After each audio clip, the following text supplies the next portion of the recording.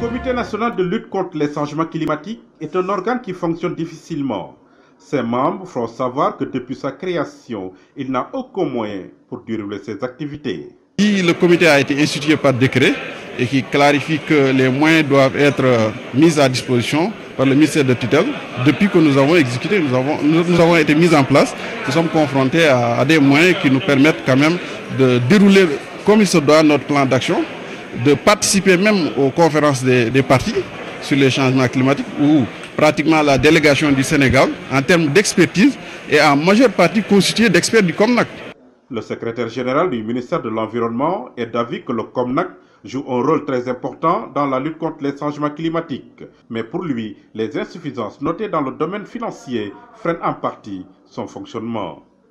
Mais la multiplicité des acteurs fait que tous les départements ministériels pratiquement sont concernés, la société civile, les partenaires techniques et financiers, ce qui fait qu'aujourd'hui, on ne sait pas qui fait quoi et comment il le fait. L'étude a aussi montré des insuffisances de moyens pour le COMNAC. Le COMNAC n'a pas de ressources dédiées. C'est les partenaires qui les accompagnent. L'autre aspect le plus important, c'est la réflexion.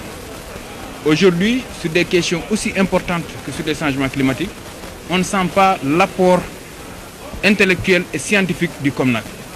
Devant cet état de fait, la FAO s'engage à l'accompagner pour qu'il puisse atteindre ses objectifs. Nous nous engageons et dans notre mandat à appuyer le Sénégal dans ce processus d'adaptation, d'atténuation au changement climatique. Le COMNAC et ses partenaires sont à Saly Portudal pour se pencher sur le fonctionnement de la structure. Une feuille de route sera élaborée pour lui permettre de trouver les moyens de son fonctionnement.